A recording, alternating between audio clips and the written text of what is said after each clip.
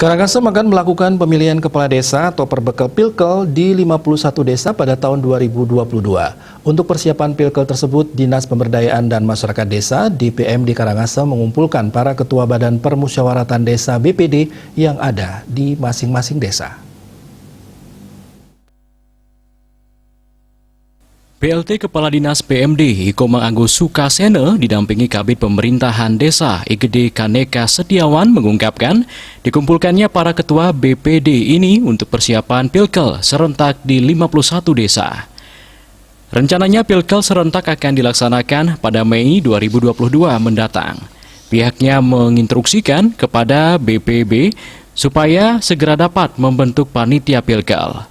Paling lambat pada 6 Desember, BPD sudah mesti mengingatkan para perbekal yang akan maju lagi untuk mundur terlebih dahulu, karena terhitung 6 bulan sebelum masa jabatan berakhir harus sudah mundur.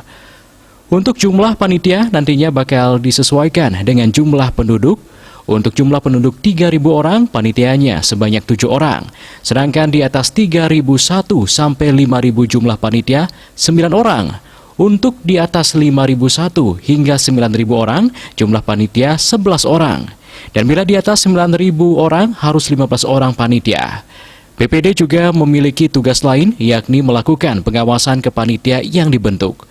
Jika terjadi hambatan, BPD agar segera berkoordinasi dan melakukan musyawarah segera dengan BPD lainnya. Jika belum bisa ditemukan solusinya, diteruskan ke jenjang yang lebih tinggi, yakni kecamatan dan kabupaten. Dan apabila masih belum ada titik temu terkait kepanitiaan maupun teknis, maka Pilkel di desa tersebut ditunda. Eka Prananda, Bali Pos melaporkan.